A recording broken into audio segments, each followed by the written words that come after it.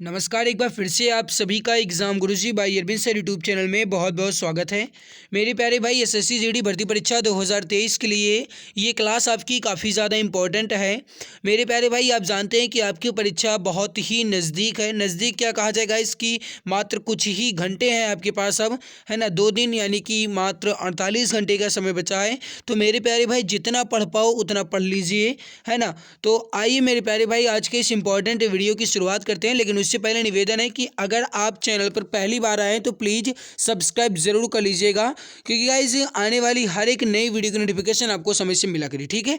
तो जो भी मित्र चैनल पर पहली बार आए मैं सब्सक्राइब कर लेंगे। और याद रखिएगा कि 10 जनवरी को आपके पेपर की जो सुबह पेपर होगा उसका गाइज एनालिसिस, दो आपका गाइज 4 शिफ्ट में पेपर होंगे और 4 के चारों शिफ्ट का एनालिसिस हम करवाते रहेंगे, ताकि आपको दूसरे दिन अगर आपका एग्जाम है, तीसरे दिन है, जब कभी आपका एग्जाम है गाइज, आपको हेल्प मिलता रहे, ठीक है। तो जो भी मित्र हमारे चैनल पर पहली बार आए हैं वह सब्सक्राइब जरूर कर लेंगे, ताकि आने वाली सभी क्लासेस की नोटिफिकेशन आपको टाइम टू टाइम मिला करें। चलिए शुरू करते हैं। गाइस क्वेश्चन है आपके सामने कि निम्नलिखित में से कौन सा भारतीय राष्ट्रीय राजनीतिक दल 1885 में स्थापित सबसे पुराना दल है और जिसने कई बार विभाजन का सामना किया। अब देखो, क्वेश्चन आपसे इसी तरीके से घुमा फिरा कर क्वेश्चन पूछे जाते हैं, कोई आसान लैंग्वेज में क्वेश्चन नहीं आते हैं। देखो, आप इसका आंसर जानते हैं, मुझे पता है, आसानी से आप बता सकते हैं, लेकिन कब, जब आपको थोड़ा सा हिंट मिल जाएगा तब। देखो, निम्नलिखित में से कौन सा भारतीय राष्ट्रीय राजनीतिक दल 1885 में स्थापित हुआ। 1885 में किसकी स्थापना हुई, अगर आप यहाँ पर ध्यान दो तो मेरे प्यारे भाई वो हो जाएगा INC। INC यानी इंडियन नेशनल कांग्रेस, यानी भारतीय राष्ट्रीय कांग्रेस। गाइस, भारतीय राष्ट्रीय कांग्रेस की जो स्थापना है ये आपकी 1885 में हुई थी और ये की गई थी A.O. ह्यूम द्वारा। किसके द्वारा की गई? A.O. ह्यूम द्वारा मुंबई में की गई थी। और गाइस, इन्होंने कई बार विभाजन का भी सामना किया है, तो आप इसको याद रखेंगे। भारतीय राष्ट्रीय कांग्रेस राइट आंसर होगा आपका, बी आंसर आपका करेक्ट आंसर हो जाएगा। आगे बढ़ते हैं। क्वेश्चन नंबर 3 आपके सामने है, ब्रिटिश संसद में सदस्य बनने वाले भारतीय का नाम बताइए। ब्रिटिश संसद में सदस्य बनने वाले भारतीय का नाम आपको बताना है। ये भी प्रश्न आपकी परीक्षा की दृष्टि से इंपॉर्टेंट है।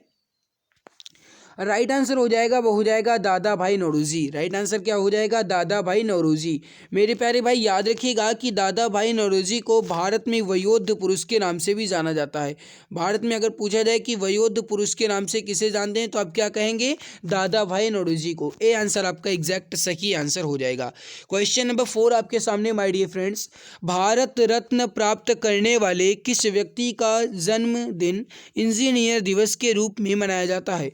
भारत रत्न प्राप्तकर्ता किस व्यक्ति का जन्म दिवस जो है ये इंजीनियर दिवस के रूप में मनाया जाता है। ये भी क्वेश्चन आपके परीक्षा की दृष्टि से इंपॉर्टेंट है, जल्दी से बताएंगे राइट आंसर क्या हो जाएगा। मेरे प्यारे भाई, भारत रत्न से सम्मानित एम विश्वेश्वरैया का जो गाइस जन्म दिवस है, इसे हम इंजीनियर दिवस के रूप में भी मनाते हैं। तो राइट आंसर क्या हो जाएगा मेरे प्यारे भाई? इंजीनियर दिवस। राइट आंसर हो जाएगा आपका बी ऑप्शन। आगे बढ़ते हैं, अगला क्वेश्चन। क्वेश्चन नंबर 5 आपके सामने है, निम्न में से कौन सा नृत्य मध्य प्रदेश की एक नृत्य शैली है। आपको बताना है गाइस कि इसमें मध्य प्रदेश का एक नृत्य शैली इसमें कौन सा है। अब इसमें याद रखिएगा मेरे प्यारे भाई, माचा। माचा जो है गाइस ये मध्य प्रदेश का एक नृत्य शैली है। आपसे पूछा जाए तो आप इसको याद रखेंगे। देखो, जो भी आपके गाइस नृत्य से संबंधित क्वेश्चन है, डांस है, इसको आप जरूर याद रखिएगा। आपसे डांस वाले क्वेश्चन जरूर पूछे जाते हैं।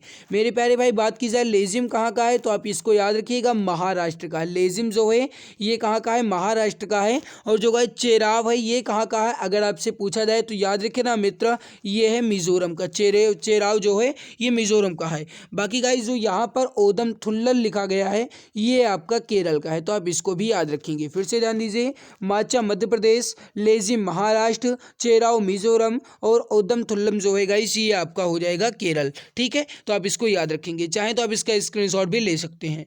इसके अलावा गाइस आप मुझे कमेंट सेक्शन में कमेंट करके बताएंगे कि बिहू जो है गाइस, ये बिहू जो है ये कहाँ का है, आप मुझे कमेंट में बताएंगे। आगे बढ़ते हैं, क्वेश्चन नंबर 6, 1774 में सर्वोच्च न्यायालय को किस शहर में फोर्ट विलियम में शीर्ष न्यायालय के रूप में स्थापित किया गया। 1774 में, यानी कि 1774 में सर्वोच्च न्यायालय को किस शहर में फोर्ट विलियम के रूप में न्यायालय में स्थापित किया गया, ये क्वेश्चन आपसे पूछा जा रहा है मेरे प्यारे भाई। इसका राइट आंसर हो जाएगा, वो हो जाएगा कलकत्ता, यानी कि एक तरीके से कहा जाए तो कोलकाता। राइट आंसर क्या हो जाएगा आपका ए ऑप्शन। आगे बढ़ते हैं, क्वेश्चन नंबर 7 है आपके सामने। निम्न में से कौन एक तांबे का अयस्क खनिज है? माय डियर फ्रेंड्स, तांबे का एक अयस्क खनिज आपसे पूछा गया है। ये क्वेश्चन आपकी परीक्षा की दृष्टि से इंपॉर्टेंट है, आपसे पूछा जा सकता है। अब इसमें देखिए, तांबे का अयस्क खनिज हो जाएगा आपका चाल्कोसाइट। राइट आंसर क्या हो जाएगा? चाल्कोसाइट। ऑप्शन नंबर 3 आपका बिल्कुल करेक्ट आंसर हो जाएगा। जो भी मित्र बता रहे हैं ऑप्शन नंबर 3 चाल्कोसाइट बिल्कुल राइट आंसर हो जाएगा। क्वेश्चन नंबर 8 आपके सामने है। 1529 में घाघरा के युद्ध में मुगल बादशाह बाबर ने किसे हराया था? इंपॉर्टेंट ये भी आपका है मेरे प्यारे भाई। याद रखिएगा कि जो घाघरा का युद्ध है ये कब हुआ था, अगर आपसे पूछा जाए तो आप याद रखिएगा 1529 में, ठीक है। और घाघरा के युद्ध के एक वर्ष बाद ही 1530 में बाबर की मृत्यु भी हो गई थी।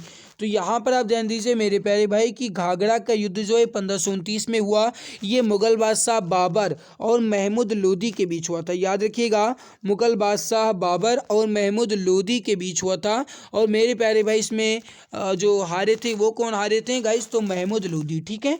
तो 3rd ऑप्शन आपका यहाँ पर राइट आंसर हो जाएगा। आगे बढ़ते हैं, क्वेश्चन नंबर 9 है कि एसीटोनाइट्रिल का सूत्र क्या है? एसीटोनाइट्रिल का सूत्र ये आपसे पूछा गया है मेरे प्यारे भाई। इसको याद रखिएगा, कहीं कहीं आपको ये क्वेश्चन जो है ये इस तरीके से मिलेगा, C2H3N, C2H3N, कभी कभी आपको इस तरीके से मिलेगा C2H3N। अगर ये मिलता है या फिर मिलता है आपको CH3CN, ये गाइस, और ये दोनों जो है गाइस ये सेम है, ठीक है। इसमें कहीं भी अंतर नहीं है, ठीक है। तो आप इसको याद रखेंगे, राइट हो जाएगा आपका CH3CN, या गाइस कहा जाए तो C2H3N, बात एक ही है। राइट आंसर क्या हो जाएगा आपका? 3rd option. आगे, निम्नलिखित में से कौन सी नदी अरब सागर में जाकर गिरती है? संवाद की खाड़ी से गाइस ये होते हुए अरब सागर में गिरती है। ये क्वेश्चन आपसे पूछा गया है, आप बताएंगे अरब सागर में गिरने वाली नदियां इसमें कौन सी हैं।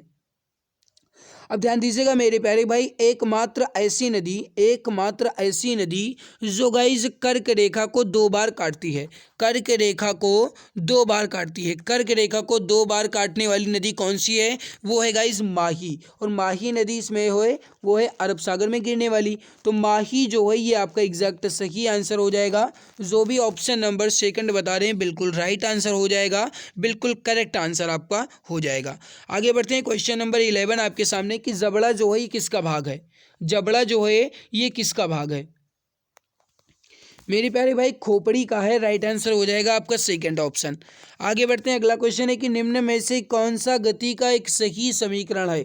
गति के गाइस 3 समीकरण दिए गए हैं। v = u+at, v बराबर u+at, और s = ut plus 1/2 at², v² बराबर u² धन 2as, ये और ये, ठीक है। ये गाइस गति के 3 समीकरण हैं। अब v बराबर u+at, ये हो सकता था लेकिन गलत दिया गया है। v² बराबर u² धन 2as, ये भी गलत है, थोड़ा सा गाइस माइनस प्लस में गड़बड़ी है। 2s = v - u, ये तो गाइस बिल्कुल अनर्थ हो जाएगा। 2s = 2ut प्लस 1/2 at² वाला होगा 2s = 2ut plus at²। Right answer क्या हो जाएगा आपका? 2nd option. जो भी मित्र ऑप्शन नंबर 2 बता रहे हैं बिल्कुल राइट आंसर आपका हो जाएगा। क्वेश्चन नंबर 13, संयुक्त राष्ट्र के महासचिव कौन है?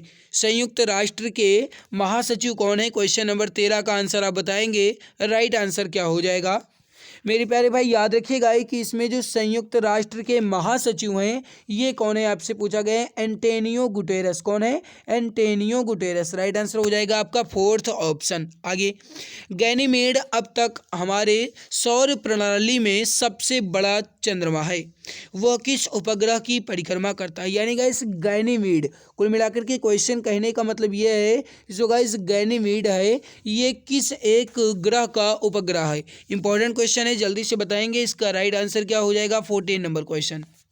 देखो जो गाइस गैनीमेड है ये अब तक हमारे सौर प्रणाली में सबसे बड़ा चंद्रमा है और ये गाइस जुपिटर यानी कि बृहस्पति का है। राइट आंसर क्या हो जाएगा आपका थर्ड ऑप्शन, जुपिटर या फिर बृहस्पति का। आप इसको याद रखेंगे, आपसे पूछा जा सकता है। आगे बढ़ते हैं, अगला क्वेश्चन है कि किन ग्रहों की कक्षाओं के मध्य क्षुद्र ग्रहों की बेल्ट है। किन ग्रहों की कक्षाओं के मध्य क्षुद्र ग्रहों की बेल्ट है, ये भी आपका इंपॉर्टेंट क्वेश्चन है, जल्दी से बताएंगे। इसका राइट आंसर क्या हो जाएगा, क्वेश्चन नंबर 15। मेरे प्यारे भाई याद रखिएगा, इसमें क्षुद्र ग्रहों की बेल्ट जो है किसके मध्य है, ये क्वेश्चन पूछा गया है। राइट आंसर हो जाएगा आपका मंगल और बृहस्पति। दूसरी बात आप याद रखिएगा मेरे प्यारे भाई कि जो मंगल ग्रह है इसको लाल ग्रह के नाम से भी जाना जाता है, ठीक है। तो अगर आपसे पूछा जाए कि लाल ग्रह या रेड प्लेनेट के नाम से हम किसको जानते हैं, तो याद रखिएगा मेरे प्यारे भाई मार्स प्लेनेट को, यानी कि मंगल ग्रह को। तो यहाँ पर राइट क्या हो जाएगा आपका थर्ड ऑप्शन। आगे, lone fox dancing my autobiography, ये जो है ये किसकी आत्मकथा है, ये भी आपका इंपॉर्टेंट क्वेश्चन है, बताएंगे। Lone fox dancing my autobiography, ये किसकी आत्मकथा है। इसका राइट आंसर हो जाएगा आपका, वो हो जाएगा रस्किन बॉन्ड की। ए आंसर आपका एग्जैक्ट सही आंसर हो जाएगा। रस्किन बॉन्ड जो है ये बिल्कुल करेक्ट आंसर आपका हो जाएगा। आगे बढ़ते हैं, क्वेश्चन नंबर 17 है आपके सामने। दादा साहेब फाल्के पुरस्कार पाने वाले प्रथम भारतीय व्यक्ति का नाम क्या है। अब देखिए गाइस, ये दादा साहेब फाल्के पुरस्कार जो है ये 2022 में किसे दिया गया, आप पहले ये बताइए। सबसे पहले किसे दिया गया ये बताइए, जल्दी से बताएंगे। इसका राइट आंसर यहाँ पर क्या हो जाएगा। देखो गाइस, ये दादा साहेब फाल्के पुरस्कार पाने वाले जो प्रथम व्यक्ति हैं वो हैं देविका रानी। कौन है, देविका रानी। इनको गाइस सबसे पहले दादा साहेब फाल्के पुरस्कार मिला। दादा साहेब फाल्के पुरस्कार जो है गाइस ये फिल्म के क्षेत्र में उत्कृष्ट कार्य के लिए दिया जाता है, फिल्म के क्षेत्र में।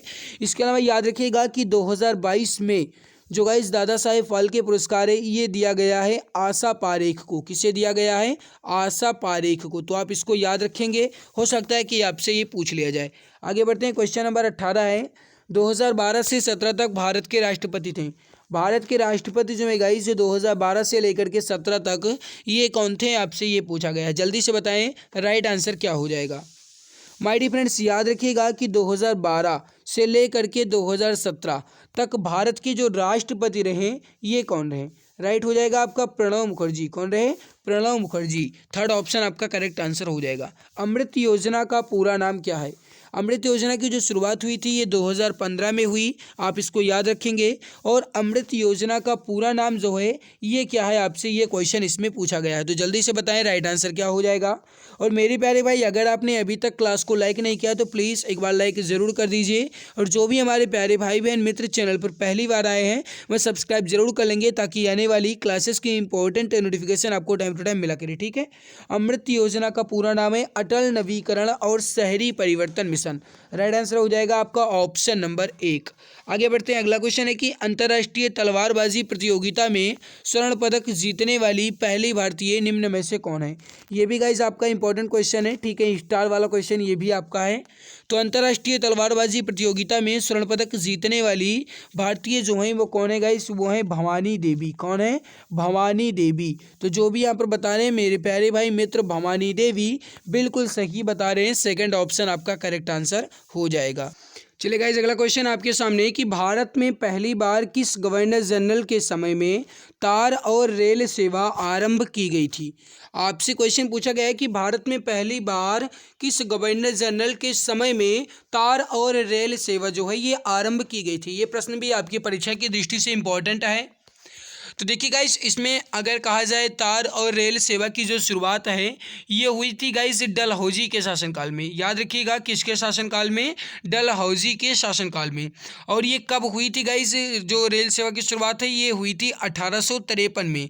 इसीलिए गाइस भारत में रेलवे का जनक जो है डलहौजी को ही माना जाता है। तो आप याद रखिएगा इसका जो राइट आंसर हो जाएगा आपका वो हो जाएगा बी ऑप्शन। आगे बढ़ते हैं, अगला सवाल है आपके सामने। क्वेश्चन अगला है आपके सामने कि भारतीय राष्ट्रीय कांग्रेस का जन्म जो है ये किस वर्ष हुआ था। अभी अभी गाइस आपको बताया मैंने पहले ही क्वेश्चन में कि जो भारतीय राष्ट्रीय कांग्रेस है गाइस, इसकी स्थापना जो है ये 1885 में हुई, यानी 1885 में हुई थी। राइट आंसर यहाँ पर क्या हो जाएगा आपका डी ऑप्शन। तो जो भी हमारे प्यारे भाई बहन मित्र ऑप्शन नंबर डी 1885 बता रहे हैं, बिल्कुल सही आंसर हो जाएगा। आगे बढ़ते हैं, अगला सवाल है आपके सामने गाइस कि होमो सेपियंस जो है ये किसका वैज्ञानिक नाम है। अब ये देखो कुछ बच्चे कहेंगे कि सर इतना इजी क्वेश्चन नहीं आएगा, तो मैं आपको यहाँ पर दिखा दूं अभी के भी गाइस कि ये देख लो, ये आपका गाइस एसएससी जीडी का ही प्रैक्टिस सेट है। देख लीजिए गाइस, एसएससी जीडी कांस्टेबल भर्ती परीक्षा प्रैक्टिस सेट नंबर 3 है आपका, ठीक है। तो जिनको ये लग रहा है कि ये क्वेश्चन नहीं आएंगे, बिल्कुल हार्ड लेवल क्वेश्चन आएगा, तो गाइस मैं उनको नहीं समझा सकता हूँ, ठीक है। बाकी गाइस आपको अगर पढ़ना है तो आप अच्छे ढंग से याद कर लीजिएगा हर एक प्रश्न को, क्योंकि ये आपके एसएससी जीडी परीक्षा में ही पूछे गए प्रश्न, वही मैं आपके लिए करवा रहा हूँ, ठीक है। होमो सेपियंस जो है ये किसका वैज्ञानिक नाम है मेरे प्यारे भाई मित्र, याद रखिएगा इसका राइट आंसर हो जाएगा, वो हो जाएगा मनुष्य का। मनुष्य का जो गाइस वैज्ञानिक नाम है ये क्या है, होमो सेपियंस। आगे बढ़ते हैं, रिक्टर स्केल का प्रयोग किसके मापन में किया जाता है। रिक्टर स्केल का प्रयोग जो है किसके मापन में किया जाता है। क्वेश्चन नंबर 80, याद रखिएगा मेरे प्यारे भाई कि भूकंप के झटके को मापने के लिए रिक्टर स्केल का प्रयोग किया जाता है। भूकंप के झटके को मापने के लिए राइट आंसर यहाँ पर क्या हो जाएगा आपका सी ऑप्शन। आगे बढ़ते हैं गाइस, अगला क्वेश्चन देखते हैं। क्वेश्चन अगला आपके सामने है कि शुष्क बर्फ निम्नलिखित में से किससे तैयार की जाती है। शुष्क बर्फ जो है गाइस ये किससे तैयार की जाती है। राइट आंसर हो जाएगा जो शुष्क बर्फ है गाइस ये कार्बन डाइऑक्साइड से तैयार की जाती है, CO2। राइट आंसर क्या हो जाएगा आपका ए ऑप्शन। जो भी यहाँ पर डियर प्यारे भाई मित्र option number A carbon dioxide बता रहे हैं, बिल्कुल राइट आंसर हो जाएगा, बिल्कुल करेक्ट आंसर आपका हो जाएगा। क्वेश्चन नंबर 82 आपके सामने है कि खाद्य ऊर्जा को हम किस इकाई में माप सकते हैं। खाद्य ऊर्जा को हम किस इकाई में माप सकते हैं, ये क्वेश्चन आपसे पूछा गया है मेरे प्यारे भाई। जो खाद्य ऊर्जा होती है इसे कैलोरी में मापा जाता है। जो गाइस तापमान है ये केल्विन हो जाएगा। जो गाइस ये अर्घ लिखा गया है ये जो है गाइस ये किसका मात्रक है बताएंगे, कार्य है, ठीक है। जूल और ये अर्घ, ठीक है, ये दोनों होते हैं कार्य के, और जो गाइस जूल है ये भी कार्य का ही है। आगे, पानीपत की तीसरी लड़ाई जो है ये किस वर्ष हुई थी। पानीपत की प्रथम लड़ाई, पानीपत की द्वितीय लड़ाई और पानीपत की तृतीय लड़ाई, इस तीनों को याद रखिएगा गाइस, क्योंकि पानीपत की जो लड़ाई है गाइस पानी जरूर पिला देती है, क्योंकि इंपॉर्टेंट क्वेश्चन होते हैं इसके। तो देखो जो पानीपत की प्रथम लड़ाई हुई ये आपकी हुई थी 1526 में, याद रखिएगा। जो गाइस पानीपत की द्वितीय लड़ाई हुई ये हुई गाइस 1556 में। कब हुई, 1556 में। जो पानीपत की तृतीय लड़ाई हुई ये हुई 1761 में। तो याद रखिएगा मेरे प्यारे भाई, हमसे पूछा क्या गया तीसरी लड़ाई, तो राइट आंसर क्या हो जाएगा 1761।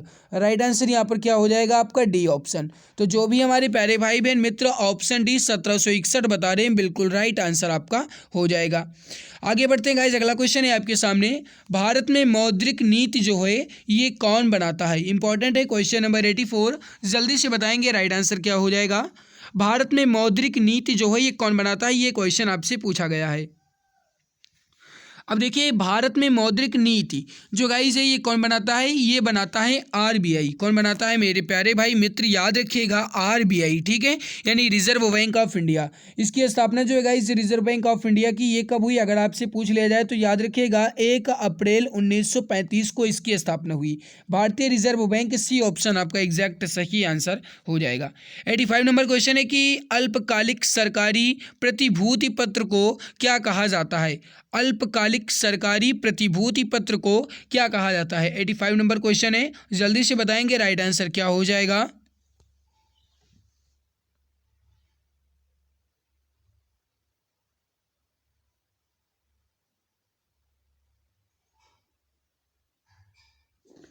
याद रखिएगा मेरे प्यारे भाई, अल्पकालिक सरकारी प्रतिभूति पत्र को म्यूचुअल फंड कहा जाता है। क्या कहा जाता है, म्यूचुअल फंड। सी ऑप्शन आपका करेक्ट आंसर हो जाएगा। WTO मुख्यतः निम्नलिखित में से किसको बढ़ावा देता है। अब आप तो ये जानते हैं कि WTO जो है गाइस ये व्यापार से संबंधित है, क्योंकि इसका पूरा नाम होता है वो होता है वर्ल्ड ट्रेड ऑर्गेनाइजेशन यानी विश्व व्यापार संगठन।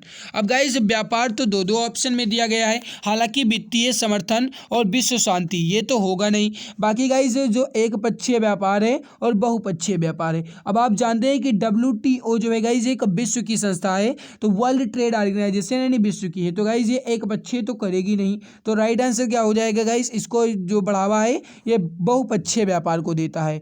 राइट आंसर क्या हो जाएगा आपका डी ऑप्शन। आगे, किस बाजार स्थिति में फर्मों की अधिक्षमता होती है। किस बाजार स्थिति में फर्मों की अधिक्षमता होती है। 87 नंबर क्वेश्चन का राइट आंसर हो जाएगा माय डियर फ्रेंड्स आपका वो हो जाएगा अल्पाधिकार। डी आंसर आपका करेक्ट आंसर हो जाएगा। आगे बढ़ते हैं, क्वेश्चन अगला आपके सामने, किस संविधान संशोधन द्वारा मतदान की आयु 21 वर्ष से घटाकर 18 वर्ष कर दी गई। ये भी क्वेश्चन आपकी परीक्षा की दृष्टि से बहुत ज़्यादा इंपॉर्टेंट है। याद रखिएगा गाइस, 21 वर्ष से घटा करके 18 वर्ष की गई मतदान करने की उम्र, और ये किस संविधान संशोधन से संबंधित है ये क्वेश्चन आपसे पूछा गया है। राइट हो जाएगा 61वें संविधान संशोधन 1989 से। 61वें संविधान संशोधन 1989 से। राइट आंसर क्या हो जाएगा माय डियर फ्रेंड्स आपका ए ऑप्शन। जो भी यहाँ पर प्यारे भाई मेरे मित्र ऑप्शन ए बता रहे हैं बिल्कुल राइट आंसर हो जाएगा। मृत शरीर पानी में क्यों तैरते हैं, यानी कि गाइस जो मुर्दा होता है ये पानी में क्यों तैरता है, या गाइस कहा जाए तो लाश जो है ये पानी में क्यों तैरती रहती है, ये क्वेश्चन आपसे पूछा गया है। बताएंगे 89 नंबर क्वेश्चन, जल्दी से बताएं राइट आंसर क्या हो जाएगा। तो देखो गाइज जो मतलब लाश होती है ये पानी में क्यों तैरती है, क्योंकि शरीर द्वारा जो विस्थापित पानी का भार है ये गाइज लाश के भार से भी अधिक होता है। तो राइट क्या हो जाएगा आपका सी ऑप्शन। ठीक है, क्योंकि यहाँ पर गाइज जो शरीर होता है या गाइज कहा जाए जो लाश होती है ये जो है गाइज ये नाव की भांति कार्य करने लगती है। ठीक है, तो सी ऑप्शन आपका राइट आंसर यहाँ पर हो जाएगा। आगे, रिवॉल्वर का आविष्कार किसने किया था। रिवॉल्वर का आविष्कार किसने किया था, क्वेश्चन नंबर 90। राइट आंसर हो जाएगा आपका वो हो जाएगा सैमुअल कोल्ट ने। रिवॉल्वर का आविष्कार जो है गाइस ये किसने किया था, सैमुअल कोल्ट ने। ये क्वेश्चन आपकी परीक्षा की दृष्टि से थोड़ा सा ज़्यादा इंपॉर्टेंट क्वालिटी का है, तो यहाँ पर मैं गाइस इसको इंपॉर्टेंट क्वालिटी वाला चिन्ह दे देता हूँ। ये लीजिए, ये लीजिए, क्योंकि ये क्वेश्चन आपकी परीक्षा की दृष्टि से इंपॉर्टेंट है। रिवॉल्वर का आविष्कार किसने किया था गाइस, सैमुअल कोल्ट ने। आगे बढ़ते हैं, अगला सवाल, निम्नलिखित में से किस स्थान पर उपग्रह प्रक्षेपण केंद्र अवस्थित है। उपग्रह प्रक्षेपण केंद्र जो है ये गाइस किस स्थान पर अवस्थित है। 91 नंबर क्वेश्चन, जल्दी से बताएंगे राइट आंसर क्या हो जाएगा। अब देखिए जो उपग्रह प्रक्षेपण केंद्र है ये आपका श्रीहरिकोटा में है। कहाँ पर है, श्रीहरिकोटा में। बी ऑप्शन आपका करेक्ट हो जाएगा। निम्नलिखित में से कौन सा ग्रह पृथ्वी से निकटतम दूरी पर है। पृथ्वी के निकटतम गाइस अगर सूर्य से देखा जाए तो आप बता सकते हैं बहुत आसानी से। सूर्य से गाइस देखा जाए तो सबसे पहले आता है बुध, फिर आता है शुक्र, फिर आता है पृथ्वी और फिर आता है मंगल। ठीक है, तो बुध शुक्र पृथ्वी मंगल। हमसे पूछा क्या गया कि पृथ्वी के निकटतम। मेरे प्यारे भाई इसमें पृथ्वी के निकटतम क्या हो जाएगा, मैंने अभी अभी बताया बुध शुक्र, शुक्र के बाद पृथ्वी, तो पृथ्वी के निकटतम क्या हो जाएगा गाइस, शुक्र हो जाएगा। तो बुध शुक्र पृथ्वी मंगल बृहस्पति शनि अरुण वरुण। ठीक है, जो आगे वाले ग्रह होते हैं उसी को निकटतम माना जाता है, इसको आप याद रखेंगे। तो शुक्र आपका राइट आंसर हो जाएगा। शुक्र को गाइस चमकीला तारा भी कहा जाता है, याद रखेंगे। आपसे ये पूछ लिया जाए तो आप इसको कंठस्थ कर लीजिएगा। आगे बढ़ते हैं, अगला क्वेश्चन है कि टीका किससे रोकथाम के लिए नहीं दिया जाता है। गाइस टीका जो है ये किसको रोकथाम के लिए नहीं दिया जाता। 93 नंबर क्वेश्चन। अब पोलियो के लिए भी टीका लगाया जाता है, चेचक के लिए भी टीका लगाया जाता है और क्षय रोग के लिए भी टीका लगाया जाता है। ठीक है, लेकिन गाइस कैंसर के लिए टीका नहीं लगाया जाता। ठीक है, कैंसर के लिए जो टीका है ये नहीं लगाया जाता है। राइट आंसर यहाँ पर क्या हो जाएगा, ए ऑप्शन आपका। क्षय रोग सॉरी मित्र, देखो क्षय रोग जो है गाइस इसे अगर कहा जाए तो आप इसे कहते हैं टीवी यानी कि ट्यूबरक्लोसिस। ये जो है गाइस ये आपका क्षय रोग ही होता है। सी ऑप्शन आपका राइट हो जाएगा। चंद्रमा का प्रकाश पृथ्वी पर पहुंचने में कितना समय लेता है? सूर्य का प्रकाश तो आप जानते हैं गाइस कि 8 मिनट 16 सेकंड, कहीं कहीं आपको ऑप्शन में 8 मिनट 22 सेकंड भी मिलता है, लेकिन चंद्रमा का प्रकाश जो है पृथ्वी पर पहुंचने में कितना समय लेता है आपको ये बताना है। 94 नंबर क्वेश्चन, ध्यान दीजिएगा। जो गाइस चंद्रमा का प्रकाश है ये पृथ्वी तक पहुंचने में 1.3 सेकंड का समय लेता है, तो आप इसको याद रखेंगे 1.3 सेकंड। ए ऑप्शन आपका बिल्कुल राइट हो जाएगा। दृष्टिहीनों के पढ़ने के लिए भाषा का आविष्कार किसने किया? या गाइस कहा जाए कि दृष्टिहीन जो है या गाइस जो आंखों से देख नहीं पाते हैं उनके पढ़ने के लिए जो भाषा का आविष्कार किया गया है ये गाइस किया गया है ब्रेल लिपि का। किसका आविष्कार किया गया है? ब्रेल लिपि का। और गाइस जो ब्रेल लिपि है इसके आविष्कारकर्ता कौन है? वो है लुई ब्रेल। कौन है? Louis Braille. ए आंसर आपका जो है ये बिल्कुल करेक्ट हो जाएगा।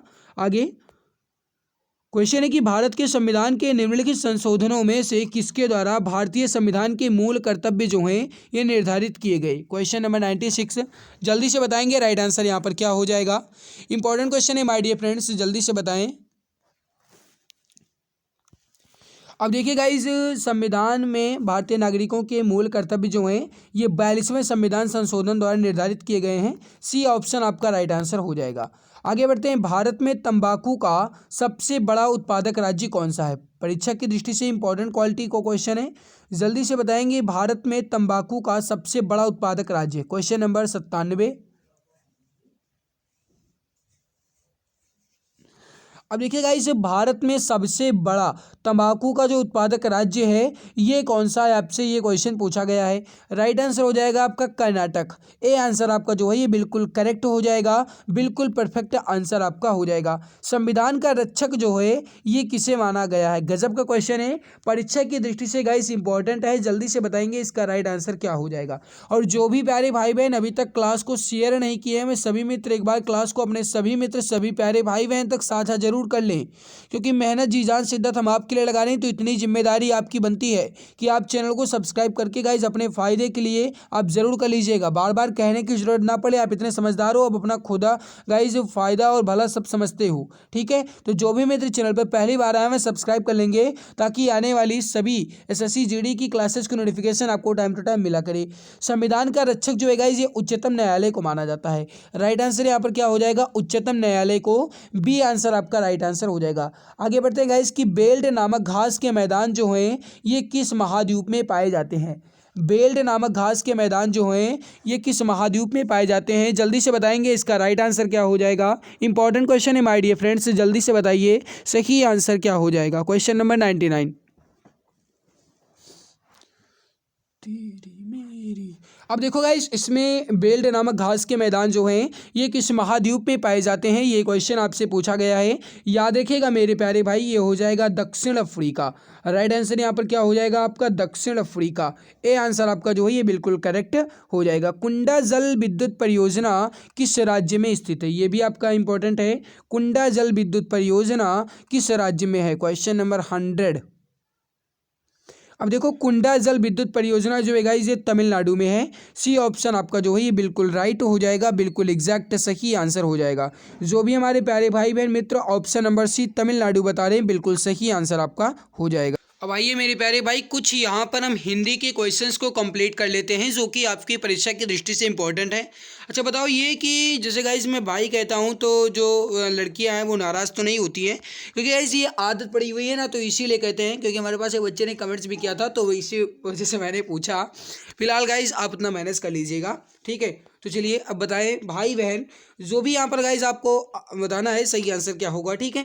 आपको बताना है कि राजा का इसमें पर्याय कौन सा नहीं है, यानी राजा का पर्यायवाची इसमें कौन सा नहीं है। ध्यान दीजिएगा नहीं है आपसे पूछा जा रहा है। अब देखो इसमें अगर देखा जाए तो नृप, भूपति, नरेश, महीप ये सभी जो है गाइज ये राजा के पर्यायवाची होते हैं, लेकिन इसमें छपाकर जो है ये राजा का पर्यायवाची नहीं है। तो राइट आंसर क्या हो जाएगा आपका? A option. आगे बढ़ते हैं अगला। जो शब्द नीचे दिए गए शब्द का पर्याय नहीं है उसे चुनिए। यानी पहाड़ का इसमें कौन सा पर्यायवाची नहीं है। ध्यान दीजिएगा, इसमें पहाड़ का कौन सा पर्यायवाची नहीं है आपसे पूछ रहा है, बताएंगे इसका राइट आंसर यहाँ पर क्या हो जाएगा। अब देखो गाइस, पहाड़ का पर्यायवाची पर्वत होता है, भूधर होता है, गिरी होता है, अचल होता है और भी गाइस होते हैं। तो यहाँ पर पहाड़ का इसमें जो भूप है ना, ये गाइस जो है, ये भूप जो है ये पहाड़ का पर्यायवाची नहीं होता है। तो राइट आंसर यहाँ पर क्या हो जाएगा आपका सी ऑप्शन। आगे बढ़ते हैं, अगला सवाल है, दिए गए शब्द में से कौन सा शब्द पर्याय नहीं है। सूर्य का इसमें कौन सा पर्याय नहीं है। अब सूर्य का इसमें पर्याय नहीं है, आपसे ये क्वेश्चन पूछा जा रहा है। क्वेश्चन नंबर 28, जल्दी से बताएंगे राइट आंसर यहाँ पर क्या हो जाएगा। देखो इसमें अगर देखा जाएगा इस तो रवि, दिनेश और भास्कर ये सूर्य के पर्यायवाची है, लेकिन इंदु जो है गाइस ये सूर्य का पर्यायवाची नहीं है। राइट आंसर यहाँ पर क्या हो जाएगा आपका बी ऑप्शन। आगे, होनहार बिरवान के होत चिकने पात, लोकोक्ति का अर्थ है, बताएंगे। होनहार बिरवान के होत चिकने पात, इस लोकोक्ति का अर्थ जल्दी से बता दो, राइट आंसर क्या हो जाएगा। अब देखो गाइस, होनहार बिरवान के होत चिकने पात, यानी कि होनहार बालक के लक्षण बचपन से ही प्रकट होने लगते हैं। होनहार बालक के जो लक्षण हैं ये बचपन से ही प्रकट होने लगते हैं। बी आंसर आपका एग्जैक्ट सही होगा। शुद्ध वाक्य का चयन करें। अब इसमें आपको बताना है गाइस कि शुद्ध वाक्य कौन सा है, समझने की कोशिश कीजिएगा। वहाँ भारी भरकम भीड़ जमा थी, भारी और भरकम ये कोई शब्द नहीं होता है, गलत।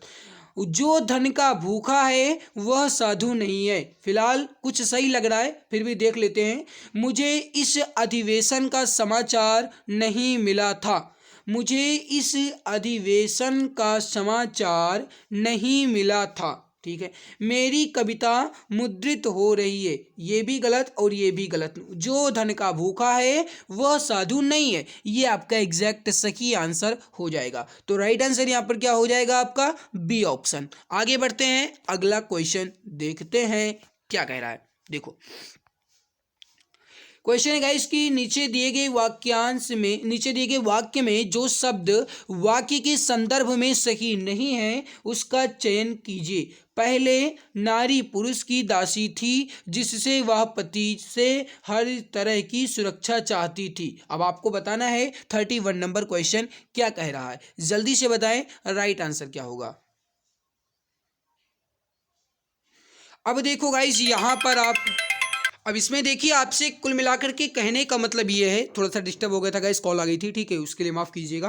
कहने का मतलब ये है कि इसमें कौन सा शब्द उचित नहीं होगा, ठीक है। अब देखो, पहले नारी पुरुष की दासी थी, वह पति से हर तरह की सुरक्षा चाहती थी, ये आपका सही हो सकता है। कुल मिलाकर के जिससे शब्द यहाँ पर उचित नहीं होगा, फिर से एक बार समझिए, अगर जिससे लगा दिया जाएगा तो गाइस वो सही नहीं हो पाएगा। समझो, पहले नारी पुरुष की दासी थी, वह पति से हर तरह की सुरक्षा चाहती थी, तो जिससे ना लगे तो बेहतर होगा। राइट क्या हो जाएगा आपका डी ऑप्शन। आगे बढ़ें, अगला देखते हैं 31 नंबर क्वेश्चन क्या कह रहा है, इसको देख लो। 31 नंबर क्वेश्चन है, गलत युग्म चयन करें, क्या कह रहा है।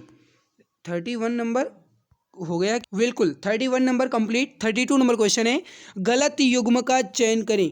अब इसमें देखो गाइस, साकेत जो है ये मैथिली शरण गुप्त का है, कामायनी जो है ये जयशंकर प्रसाद का है, रंगभूमि जो है ये महादेवी वर्मा का है और गोदान जो है ये प्रेमचंद का है। अब इसमें देखिए गाइस, मैथिली शरण गुप्त ने साकेत नामक रचना लिखी है, सही है, बिल्कुल सही है। कामायनी एक महाकाव्य है, जयशंकर प्रसाद द्वारा लिखा गया है, राइट।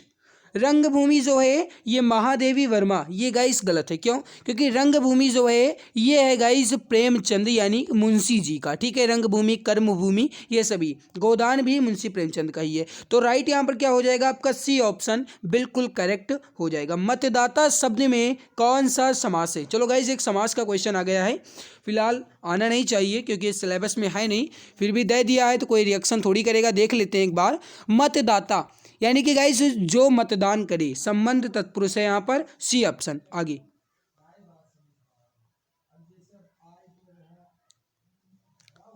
कहा सुनी होना, मुहावरे का अर्थ बताएं। कहा सुनी होना, 34 नंबर क्वेश्चन।